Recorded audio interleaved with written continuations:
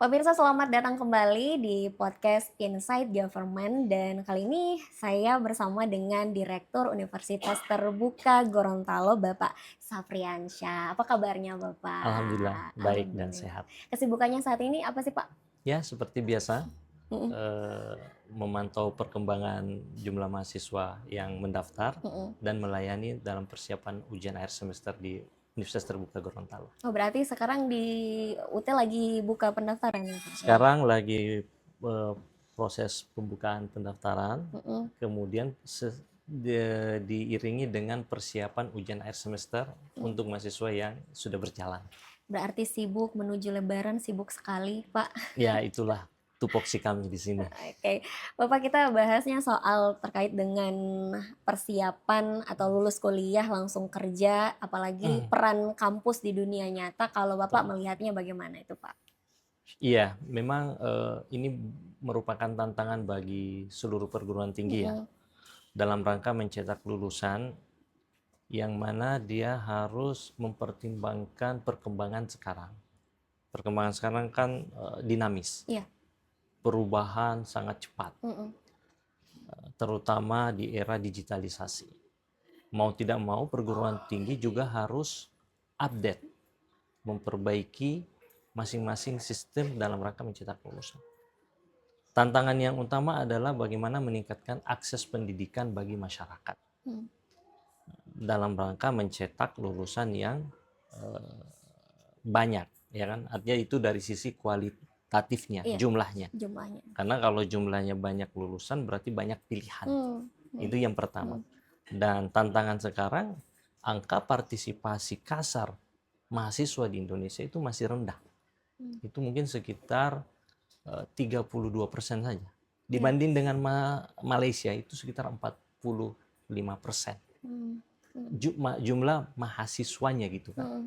Yang ini jadi dasar untuk mereka bisa menjadi lulusan yang diterima di pasaran kerja. Mm. Itu Mm. yang dari sisi Mm. kualitatifnya. Jadi aksesnya masih terbatas. Akses masyarakat untuk masuk ke dunia pendidikan itu masih terbatas. Kedua dari sisi kualitas. Nah, Iya. ini yang utama. Perguruan tinggi berbenah juga bagaimana menciptakan lulusan yang bisa diterima di industri, pasaran kerja, atau semua level pekerjaan. Mm. Ya kan? Dan itu tantangan. Mm. Sehingga mau tidak mau institusi perguruan tinggi bukan hanya mementingkan jumlah, tetapi juga harus dibarengi dengan kualitas. Kualitas, Jadi ada kualitatifnya, ada kuantitas. kuantitatif. Selain Mm. kuantitatifnya ada Mm. kualitasnya. Kenapa? Biar banyak mahasiswa tapi tidak berkualitas sama-sama aja. Iya. Nah, itu makanya penting dari sisi kualitasnya. Bagaimana perguruan tinggi itu berusaha untuk selalu update, dinamis, Mm. Mm. memperbaiki ya sistem pendidikan masing-masing ya untuk bisa menghasilkan lulusan yang bisa diterima di dunia kerja. Dan ini salah satu strateginya bagaimana perguruan tinggi membangun kolaborasi dengan perusahaan, dengan pemerintah daerah, atau dengan stakeholder yang mana saling membutuhkan. Mm. Itu saya reka, Iya, bisa betul yang betul. tantangannya. Karena memang kalau di zaman sekarang tuh Bapak orang mikirnya, "Oh, saya stop saja deh di SMA," begitu, tidak Ya, perlu melanjutkan pendidikan nah, atau misalnya hanya sampai di tingkatan sarjana. Kalau nah, dari Bapak melihatnya bagaimana itu, Pak? ini juga bagian Mhm, dari problem kita. iya, Bagaimana mengedukasi masyarakat, mhm, khususnya untuk lulusan-lulusan SLTA. Karena kenapa? Mindset lulusan-lulusan SLTA yang berkembang sekarang, itu mindsetnya adalah kalau mereka selesai SLTA, itu mereka hanya ada dua pilihan. Lanjut kuliah atau tidak lanjut kuliah. iya. Tidak lanjut kuliahnya ini terbagi lagi. Karena ekonomi, Ada yang bekerja, mau mhm, bekerja karena mhm, pertimbangan ekonomi. Ada yang ya mungkin membantu orang tua di rumah, ya kan. Apalagi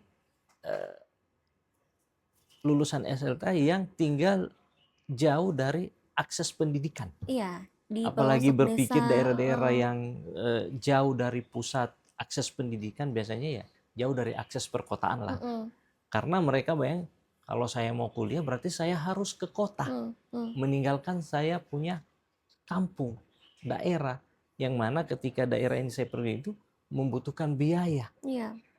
Di satu sisi mindset mereka ketika melanjutkan pendidikan berarti dia harus datang ke kampus, kuliah di kampus, ya kan?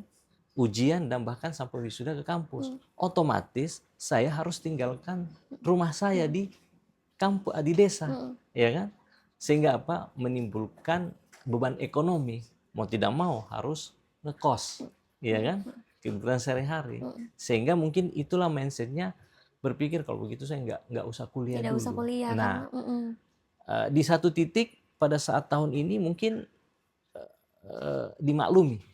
Tetapi kalau dibiarkan itu kan bisa apa ya?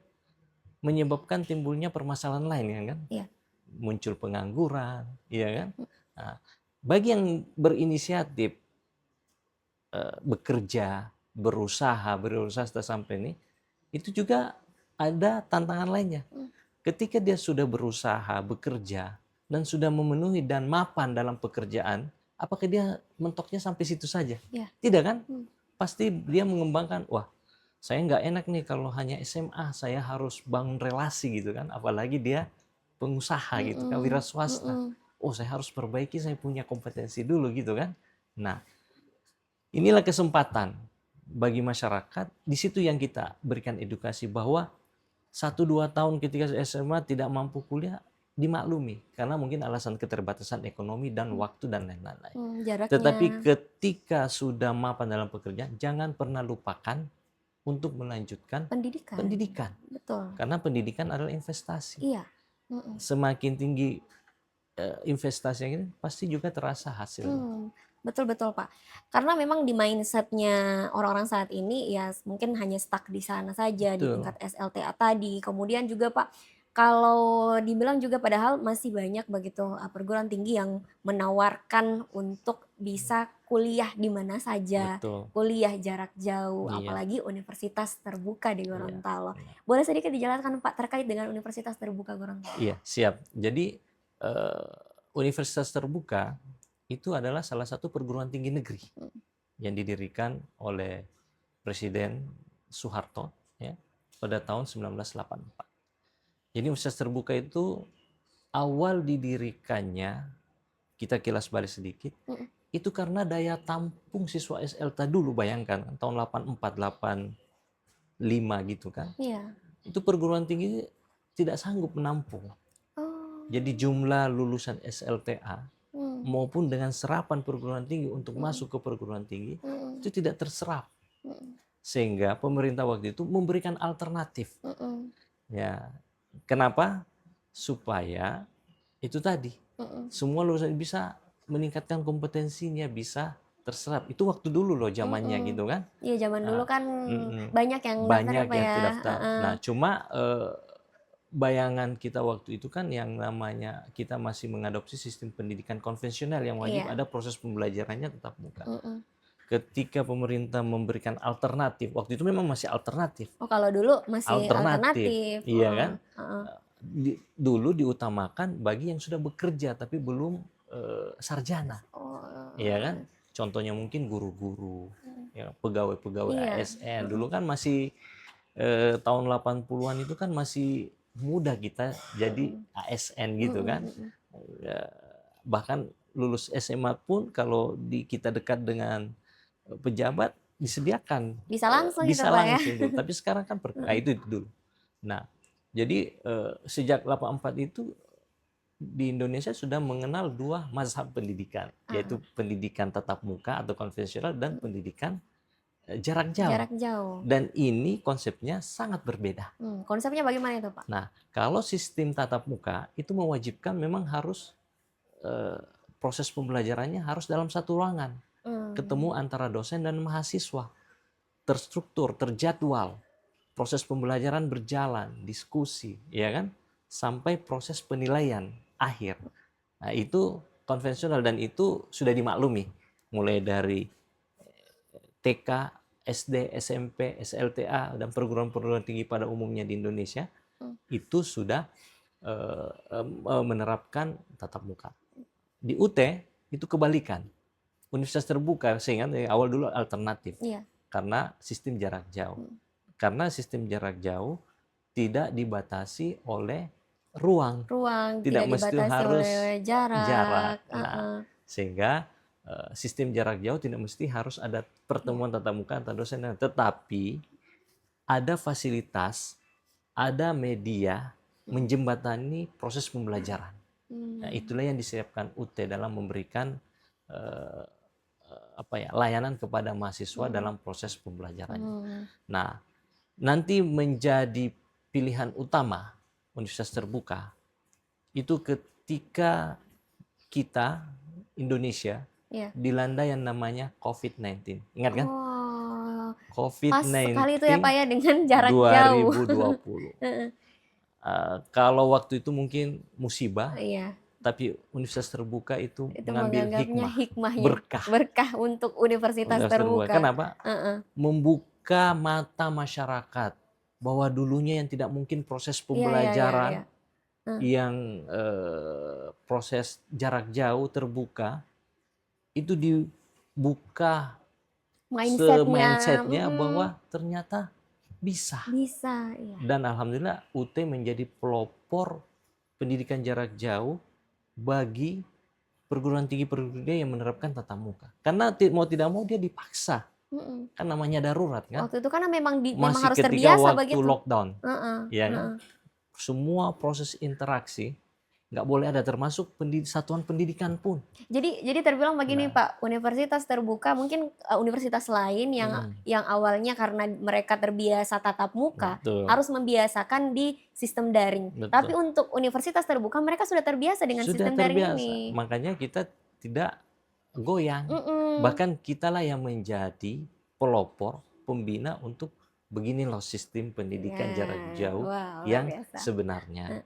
Karena pendidikan yang sifatnya tatap muka, karena dipaksa, jadi ya hasilnya juga gado-gado. Kenapa saya bilang hasil gado-gado? Tatap muka kan merencanakan desain pembelajaran kan secara tatap muka. Iya. Kemudian ada instruksi pemerintah karena lockdown, COVID, mau tidak mau harus beralih yang namanya pembelajaran daring. Online. Bahkan ada juga yang hybrid Pak. Ada yang hybrid. Sehingga apa? Konsep pembelajaran tatap muka kemudian diimplementasikan, dilaksanakan dalam sistem terbuka jarak jauh, ya pasti hasilnya gado-gado juga. Ada yang bagus, ya mungkin banyak yang ya namanya itu jadi tantangan. nyinyirnya gitu kan. Itu tantangan karena makanya itu jawab kami sebagai institusi jarak jauh meluruskan itu. Bahwa ketika menyusun desain pembelajaran jarak jauh harus direncanakan secara jarak jauh. Jangan rencananya tatap muka, pelaksanaannya daring jarak jauh. Nggak nyambung hasilnya. Seharusnya direncanakan secara sistem desain pembelajaran jarak jauh, dilaksanakan juga dengan desain pembelajaran jauh, dan difasilitasi dengan model-model sistem pembelajaran jarak. Contohnya apa? Harus ada modul, harus ada materi pokok yang mana mahasiswa atau siswa harus pelajari sehingga nanti diujikan. Kemarin kan tidak. Rencana tatap mukanya pelaksanaannya sampai ujiannya online daring. Ya. Bagi yang nggak bisa ya tidak mau hybrid. Dan waktu itu kan menyusahkan karena pemerintah itu karena modulnya mereka kan juga tidak tersedia secara online. Begitu. Dan alhamdulillah itulah kesyukuran UT dikenal secara nasional dan sudah mengembangkan diri. UT update sehingga status UT sekarang bukan lagi sebagai universitas terbuka yang levelnya biasa, tetapi dia sudah naik kelas menjadi perguruan tinggi negeri berbadan hukum. Jadi satu-satunya perguruan tinggi jarak jauh yang berbadan hukum di Indonesia itu UT. Tetapi kelompoknya itu kita sudah sejajar dengan status perguruan tinggi negeri yang sudah berbadan hukum. Contohnya Universitas Indonesia, ITB, ya kalau tidak salah sekitar sekarang bertambah kayaknya 30-an lebih perguruan tinggi negeri yang satu, kalau tidak salah satu perguruan tinggi yang berstatus PTNBH.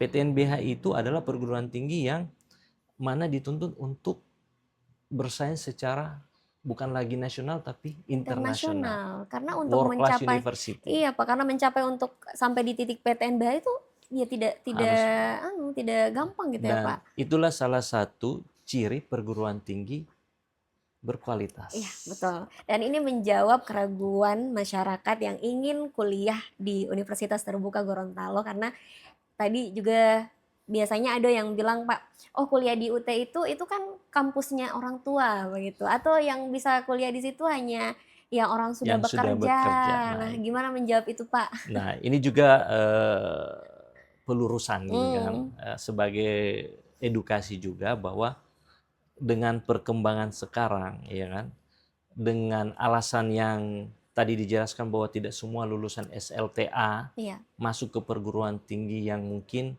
ada keterbatasan, ada kendala ketika mau kuliah, ya UT hadir bagi mereka untuk menjawab yang mindset mereka itu tadi bahwa datang ke kampus. Apalagi dituntut dengan perkembangan digital. Jadi mahasiswa UT, baik dia tua muda, mau tidak mau dituntut untuk melek internet, melek teknologi, gitu. Karena kenapa? Proses pembelajarannya itu harus bersentuhan dengan teknologi pendidikan, sehingga mereka terdidik secara mandiri. Nah, itulah kenapa UT menyasar mereka ini sebagai bentuk motivasi bahwa ketika mau melanjutkan pendidikan tinggi itu banyak alternatif dan pilihan ada di masing-masing, ya kan? Yang menentukan nanti kan masing-masing lulusan itu tadi, ya kan?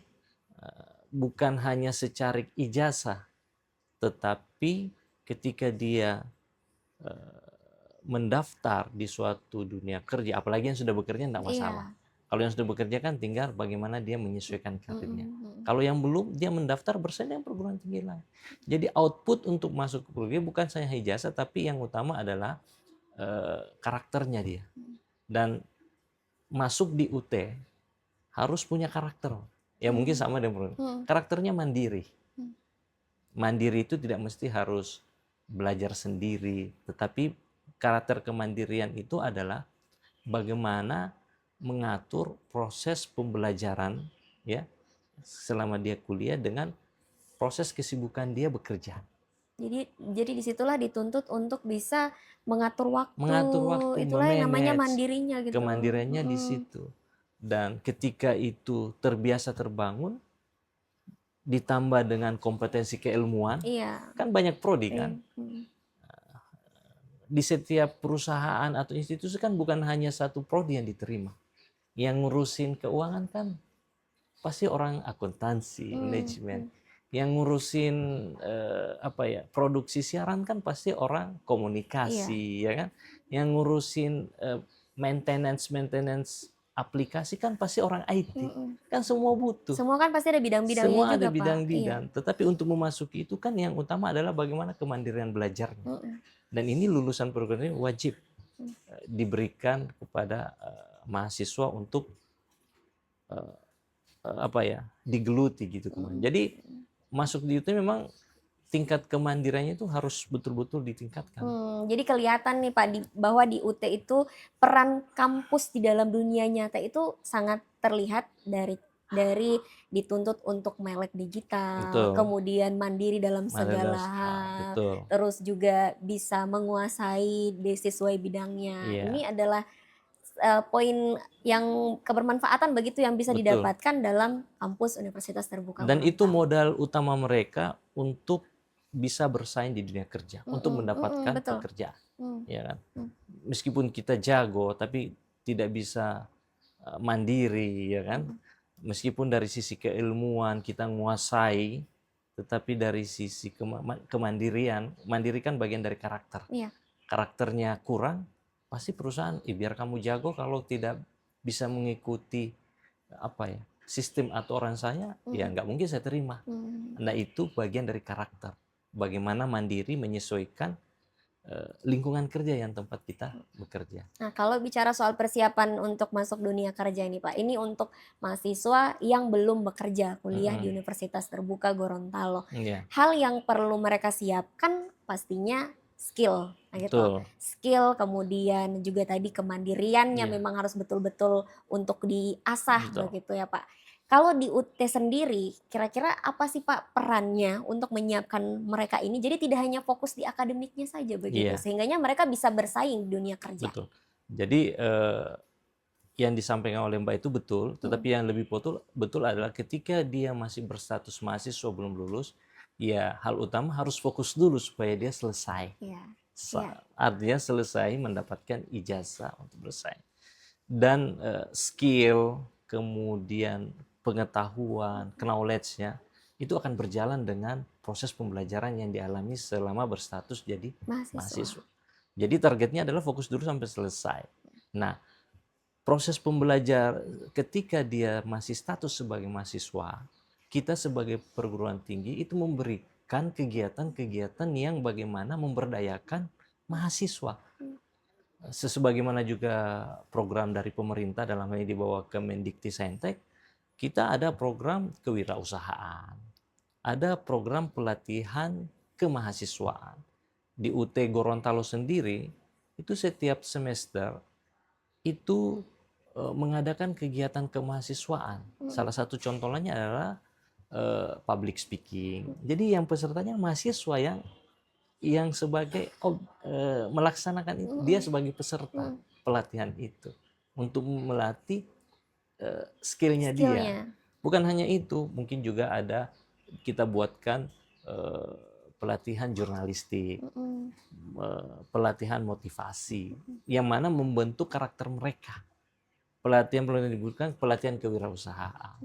Bahkan kita juga di UT itu dalam bentuk pengabdian masyarakat diberikan bantuan modal UMKM pada mahasiswa untuk membentuk usaha, membuat usaha UMKM. Jadi contohnya kemarin ada kayak semacam buat pisang goroho. Iya. Itu contohnya. Diberikan bantuan modal yang sifatnya hibah untuk membuka usaha UMKM itu. Tergantung bagaimana minat dari mahasiswa. Nah, itu bagian dari ketika dia berproses jadi mahasiswa, itu bagian dari proses pembelajaran. Makanya fokus sambil berkreasi sebagai mahasiswa berdampak juga ke masyarakat kan? Iya. Tapi jangan lupakan fokus juga selesai sampai mendapatkan ijazah. Karena tantangan sesungguhnya adalah ketika ijazah, disitulah kita bertarung mencari pekerjaan dan bekerja menggelutinya sesuai dengan proses pembelajaran yang kita dapat sama mahasiswa. Lalu Pak, untuk proses pembelajaran yang ada di UT, karena kan ini terbilang sistem daring, jarak jauh begitu. Pasti mahasiswa juga berpikir calon mahasiswa yang ingin mendaftar di UT, itu apa saja fasilitas yang disediakan? Karena pasti mereka mikirnya, oh tidak ada buku mungkin, atau hanya sistem online semuanya begitu. Jadi UT, Universitas Terbuka, itu sudah mendesain dengan baik sistem pembelajaran mahasiswa. Kita paham ketika masyarakat memilih UT untuk kuliah, pasti dia lain. Karena awalnya dikiranya, sebelah tadi mindsetnya kan, namanya kuliah, mana ini dosennya kan? Dosennya mana? Nggak ada ruangan. Nah makanya salah satu untuk mengedukasi mereka adalah ketika dia menjadi mahasiswa UT, kita ada program yang namanya layanan pendukung kesuksesan belajar jarak jauh. Itu khusus mahasiswa baru, itu 1 semester. Jadi diawali dengan orientasi studi. Itu. Jadi ini strategi kita. Supaya kenapa? Mahasiswa ketika menjadi mahasiswa baru tidak kaget. Tidak disuruh, ini kau masuk terserah apa yang kamu bikin, lakukan. Jadi tidak tiba-tiba daring begitu. Tidak tiba-tiba daring. Jadi kita bekali mereka dan memperkenalkan secara step by step, bertahap. Bahwa ketika Anda masuk di UT, bertahap dulu, pemahamannya dulu kita berikan. Karena membentuk budaya belajar mereka. Karena budaya belajar tatap muka dengan budaya belajar jarak jauh pasti sangat berbeda. Pasti sangat berbeda. Nah, itu kita didik mereka lewat kegiatan-kegiatan. Awal-awal itu ada orientasi studi mahasiswa baru seperti biasa kan, dibekali begini sistem UT, perkenalan UT, kemudian Visi misinya. visi misinya, cara kuliahnya, aturan-aturan yang ada di UT supaya mereka paham. Setelah itu kita buatkan lagi kegiatan pelatihan keterampilan belajar jarak jauh, PKBJJ. Oh, jadi ada pelatihannya Ada ya, satu Pak? semester itu berjalan. Jadi masih semua ini dalam rangka bentuk layanan kepada mahasiswa. Dan mereka juga tidak melek dengan Tidak melek. Jadi ketika masuk, oh dia sudah paham. Diberikan bagaimana cara belajar. Contoh, ketika kuliah di UT kan dapat modul. Bingung kan ini modul, bagaimana caranya baca. Kita berikan pelatihan tadi, kesuksesan belajar jauh. Bagaimana cara membaca dengan baik dan cepat. Bagaimana cara membaca supaya kita bisa memahami isi modulnya dengan baik. Gitu. Kemudian kita ajar lewat pelatihan itu, sudah masuk literasi digitalnya. Ketika Anda mau belajar, silakan masukkan akun Anda lewat sistem e-learning UT untuk bisa berinteraksi dengan dosen secara online. Tapi pelatihan itu tatap muka, Pak, atau online lagi? Kita bahkan hybrid. Hybrid. Iya, jadi kita tidak wajibkan harus tetap Tidak muka. mewajibkan mahasiswa datang, Iya, tapi bisa untuk hybrid ya. Bagi mahasiswa yang antusias pasti dia datang tatap muka. Bagi yang tidak sempat, apalagi yang jauh di akses, saya bilang tadi kan, dia bisa jadi mahasiswa tapi dia jauh dari lokasi kampus, tetapi dia bisa menjadi mahasiswa. Tetapi informasi yang mahasiswa jauh, akses jauh itu dia update. Oh, tanggal sekian ada kegiatan PKBJJ. Dia hadir secara daring dan memperhatikan. Dan kita sistem pembelajaran daring, yaitu saya bilang tadi, harus menyapa dan menyediakan materi-materi yang memang tidak membosankan. Keren Kalau sekali. tatap muka kan tidak kan, kalau daring kan ada variasi-variasi yang memang mahasiswa bisa standby, berikan pemahaman. Yang penting intinya adalah mereka mahasiswa memahami. Oh, begini caranya kalau kita mau kuliah online. Ya kan, lewat apa? Lewat pelatihan, langsung praktek. Setelah itu ada, kalau bingung kerja tugas, kita sediakan layanan workshop tugas. Workshop tugas. Begini loh cara strateginya menjawab tugas-tugas tutorial dari dosen. Luar biasa, Pak. Banyak sekali yang disediakan oleh Universitas Terbuka Gorontalo. Memang karena untuk membantu para mahasiswa ini agar mereka juga paham begitu. Oh, di UT itu menyediakan apa saja untuk mahasiswa meskipun kami sistemnya jarak jauh. Nah, terus kalau bicara soal UT nih, Pak, saya jadi penasaran juga. Dan pastinya pemirsa itu lagi sedang memikirkan bahwa, oh kayaknya saya harus masuk di UT nih. Mematahkan stigma mereka terkait dengan UT, bahwa UT ini ya mungkin hanya satu-satunya di Gorontalo. Padahal kan di seluruh Indonesia begitu, Pak. Di UT itu ada jurusan apa saja sih, Pak, untuk sarjananya dengan magisternya? Iya, jadi ya sama dengan perguruan tinggi lainnya. Universitas Terbuka itu menyediakan berbagai macam program studi. Ya, untuk lebih detailnya nanti bisa lihat di website UT. Jadi www.ut.ac.id, di situ ada. Tapi yang paling ini banyak diminati itu apalagi yang sudah terakreditasi internasional. Kita sudah dapat akreditasi internasional dari FIBA biasanya kan. Nah, dari itu pertama hukum. Prodi program studi S1 ilmu hukum. Dia sudah terakreditasi internasional. Itu yang paling banyak diminati. Banyak, terutama yang polisi-polisi. Ya. Kemudian instansi-instansi yang ada erat berkaitan dengan hukum, ya kan? Itu bahkan profesi dokter pun ada yang mengambil hukum. Kenapa? Untuk dia sebagai advokat untuk medis gitu. Itu bahasanya ya. Dan itu ada. Di UT Gorontalo juga ada. Dokter mengambil S1 ilmu hukum. Iya kan, sudah dokternya sudah sarjana kan, tapi dia ambil bidang lain. Boleh, tidak masalah. Kemudian ada yang manajemen. Kita sudah terakreditasi internasional, kemudian ekonomi pembangunan. Jadi 4 fakultas kita. Jadi Fakultas Keguruan dan Ilmu Pendidikan, FKIP, itu identiknya dengan guru. Kayak pendidikan. Ada PGSD, PG PAUD. Kemudian ada FHIC, Fakultas Hukum, Ilmu Sosial dan Politik. Ada program studi Administrasi Negara, Administrasi Bisnis, Komunikasi S1. Nah itu. Nanti detailnya bisa lihat di website UT, kemudian Ekonomi dan Bisnis, kemudian Fakultas Sains dan Teknologi. Kita ada prodi S1 Sistem Informasi Teknologi Pangan. Nah, itu yang pada umumnya dilayani. Dan semua tidak hanya di UT Gorontalo, semua UT daerah itu melayani semua. Jadi kami di sini UT daerah itu adalah perpanjangan tangan dari pusat.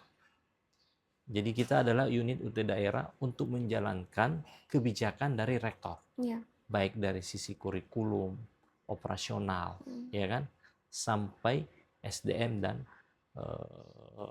pegawai gitu kan. Nah, seperti ini. Termasuk juga strategi marketing promosi. Itu UT daerah diberikan kewenangan untuk melaksanakan, bekerja. Nah, dalam rangka apa? Dalam rangka untuk meningkatkan jumlah mahasiswa. Dan itulah tantangan kami, bagaimana memberikan edukasi kepada masyarakat, meluruskan mindset mereka bahwa ketika lulus SLTA itu jangan pernah tinggalkan yang namanya pendidikan lanjutan, yaitu pendidikan tinggi. Melanjutkan pendidikan di bangku kuliah. Tidak mesti harus tatap muka, gitu kan. Dan ada alternatif universitas terbuka, bisa jadi pilihan utama lah gitu kan. Bisa jadi pilihan siapa saja, tidak harus yang sudah bekerja, tapi juga yang lulus SMA pun bisa untuk masuk di Universitas Terbuka Gorontalo. Pasti juga akan ada yang mikir nih Pak, kalau usia saya sudah di sekian, mungkin sudah terbilang tua, apakah masih bisa diterima oleh UT? Nah, jadi itu juga bagian apa ya istilahnya, falsafah UT, long life education. Asik. Jadi belajar sepanjang masa, tidak masalah selama dia pengen, termotivasi. Bahkan umur mahasiswa kita itu sudah ada yang 50. Ya, saya sebagai informasi aja, itu sudah guru besar di salah satu perguruan tinggi PTNBH juga, nasional. Dia sudah guru besar, tetapi mengambil sarjana itu di UT. Apa testimoninya dia? Bahwa saya mau merasakan sistem pendidikan yang lain, yaitu sistem pendidikan jarak jauh. Yang selama ini ya digelutinya modelnya adalah sistem belajar tatap muka. Nah, itu yang dia mau rasakan. Sehingga sampai selesai. Jadi dia dapat titel sarjana hukum dari UT. Karena banyak kemudahan yang dia dapatkan sebetulnya. Banyak kemudahan. Dan layanan kita kepada mereka itu terbuka, transparan. Jadi kita tidak mesti harus tatap muka dalam layanan, tetapi media-media layanan lewat media sosial, lewat media grup, ya kan, baik dengan menggunakan WhatsApp atau dan lain-lain kan, media-media sosial lain, itu kita berikan informasi sebaik-baiknya dan secepat-cepatnya. Bapak, kalau Bapak melihat di Gorontalo saat ini, jurusan apa sih yang sesuai dengan kebutuhan yang ada di Gorontalo kalau Bapak melihat?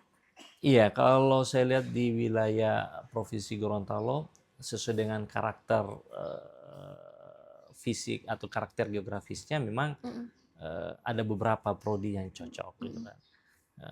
Provinsi Gorontalo kan terkenal dengan apa ya, area pertanian. Itu cocoknya dia kalau di UT program studinya itu program studi agribisnis dan program studi teknologi pangan. Itu karena bisa fokus ke pertanian dan perkebunan, iya kan? Kalau profesinya apa ya, swasta atau bekerja di ini kan bisa ambil jurusan-jurusan yang lain, ekonomi, manajemen, ya kan. Kalau mungkin dia bekerjanya di bidang media, ya kan, bidang media, ya media apapun gitu kan, ya cocoknya ambil S1 ilmu komunikasi. Kalau dia bekerja sebagai aparatur negara, ini cocoknya bisa ambil S1 administrasi publik, program studi ilmu pemerintahan, manajemen, ya kan. Hmm. Kalau dia sebagai kepolisian atau yang bergerak di bidang hukum, bisa ambil sarjana hukum. Jadi dinamis lah. Dan itu juga tergantung pilihan Pilihan masyarakat. masyarakat. Kami menyediakan layanan, kita serahkan ke masyarakat, silakan pilih. Karena ada juga yang mau mencari suatu hal yang baru. Contohnya tadi, dia sudah dokter, tapi mencari hal yang baru, dia pengen kuliah S1 ilmu hukum di UT. Bahkan ada juga yang begini Pak, dia kuliahnya S1 hukum, tapi masuk kerja tidak sesuai dengan jurusan itu. Iya, itu bagian dari dinamika apa ya? Dinamika hidup lah gitu kan. Ya rezekinya ya mungkin. Tetapi dalam proses mereka bekerja, kompetensinya kan yang diutamakan kan pendidikannya. Dia sarjana. Iya. Entah dia melihat dia sarjana hukum, sarjana ekonomi, gitu kan, dan lain-lain. Kalau Bapak menanggapi biasanya muncul begini di mindsetnya mahasiswa, saya kejar IPK aja begitu, IPK-nya harus tinggi, kayaknya tidak perlu tuh untuk mengikuti segala proses di kampus ya, meskipun di UT adalah sistem jarak jauh, tapi kan di UT juga menuntut agar mahasiswa ini bisa bersaing di dunia kerja. Nah, bagaimana dengan mindsetnya orang yang hanya fokus di IPK saja? Nah, ini juga perlu kita edukasi mereka, meluruskan. Ketika memilih satu pemahaman atau mindset, ya kalau kita hanya memilih itu saja, mengabaikan yang lain, kalau dalam proses pembelajaran itu ya jangan. Semua namanya kita masih berada dalam lingkungan pendidikan, semua proses pembelajaran itu dicoba. Termasuk bagaimana motivasi tidak hanya IPK yang tinggi, tetapi bagaimana kita sebagai mahasiswa bisa bermanfaat nanti buat masyarakat. Jadi sekarang jadi dikti berdampak, kampus berdampak. Biar kita IPK-nya tinggi, tetapi tidak berdampak ke masyarakat, ya kan apa sama? Iya. Nah, IPK itu salah satu faktor, tetapi tidak boleh diabaikan juga.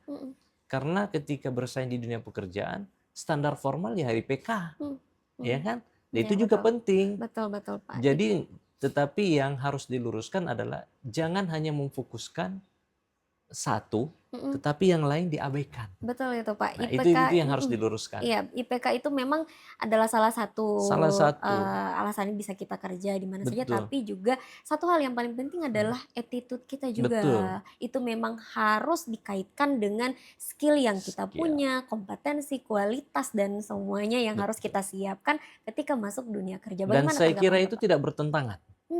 Jadi justru itu berkolerasi. Ketika memiliki attitude, etika, secara signifikan pasti mempengaruhi IPK. Ya. Makanya nggak ada inilah nggak ada pertentangan. Betul. Karena kalau kita hanya mindsetnya ini, bahkan tidak melihat attitude, ya kan pasti dia dikenalnya di kampus sebagai orang yang egois, ya kan? Kan attitude-nya tidak ini kan, mau jalan sendiri gitu kan? Dia tidak berkolaborasi. Dan orang-orang yang seperti itu kan ketika disimpan di dunia kerja tidak dipakai orang yang individu dan egois. Karena dunia kerja yang dibutuhkan adalah teamwork. Iya, kemampuan bekerja sama, betul sekali Bapak. Ini luar biasa sekali menjawab segala keraguan dan pertanyaan di masyarakat yang ingin kuliah di kampus UT, bahwa memang kampus UT Gorontalo itu menawarkan segala hal yang berkaitan dengan dunia kerja. Dan peran nyatanya sangat terlihat begitu di kampus UT atau Universitas Terbuka Gorontalo. Terakhir Bapak, karena kita sudah dibatasi oleh waktu, saya ingin mungkin dari Bapak bisa menyampaikan harapan, pesan-pesannya kepada mahasiswa atau masyarakat yang ingin kuliah di kampus UT, dan apa saja yang kita harus siapkan untuk masuk ke dunia kerja. Silakan Pak, terakhir. Jadi Universitas Terbuka memang didirikan oleh pemerintah, itu salah satu visi misinya adalah bagaimana menjangkau masyarakat yang jauh dari akses pendidikan, untuk bisa merasakan yang namanya pendidikan tinggi tanpa dibatasi oleh jarak maupun faktor ekonomi. Karena kita tahu juga UT memberikan program studi itu yang terjangkau, ya kan, itu yang pertama. Kedua, universitas terbuka juga memberikan layanan pendidikan jarak jauh yang berkualitas. Salah satu ukurannya adalah universitas terbuka sekarang berstatus PTNBH, ya kan. Kedua, bentuk kualitasnya adalah itu kita sudah terakreditasi baik nasional maupun internasional. Contohnya akreditasi BAN PT UT itu akreditasinya A, ya kan. Pengakuan akreditasi internasional dari ICDE. Jadi ICDE itu semacam organisasi seluruh perguruan tinggi jarak jauh dunia, ya. Kemudian menyatukan diri ICDE dan kita diaudit dan baik ininya, dapat akreditasinya. Kemudian dari sisi status yaitu tadi berbadan hukum yang mana diberikan kebebasan, bukan kebebasan sebebas-bebas tetapi kemandirian, ya, untuk otonomi kampus, ya, untuk meningkatkan kualitasnya secara mandiri. Baik. Yang bukan hanya bersaing secara nasional tapi juga internasional.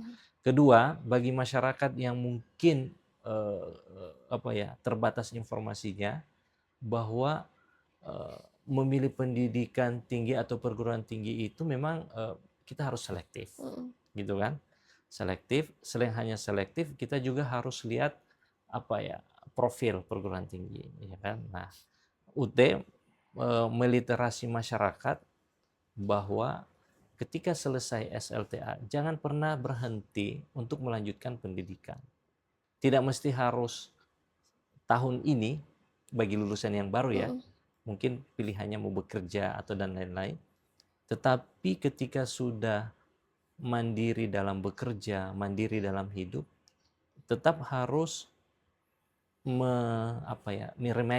mengingatkan diri sendiri bahwa saya perlu kuliah ini untuk meningkatkan kompetensi saya. Dan UT hadir untuk menjawab pertanyaan-pertanyaan masyarakat tadi. Baik Bapak, terima kasih banyak Bapak. Ya. Dan ini juga menjawab untuk masyarakat yang saat ini mungkin juga lagi kebingungan mau kuliah di mana meskipun sementara bekerja atau memilih pendidikan yang terbaik di kampus mana. Terima kasih banyak Makasih Pak banyak, Mbak. Safriansha Ya, atas makasih informasi yang telah disampaikan. Nanti kita bisa ngobrol-ngobrol lagi di episode berikutnya. Sekali lagi terima kasih banyak Bapak yang dimana ini juga akan membantu khususnya saya pribadi yang ingin mungkin lanjut kuliah di sini ya Pak ya. Siap. Dan untuk pemirsa yang ingin memberikan komentar terkait dengan kuliah, terkait dengan mempersiapkan diri masuk dunia kerja, bisa menuliskan komentarnya di kolom komentar. Dan sampai berjumpa kembali di podcast Inside Government berikutnya.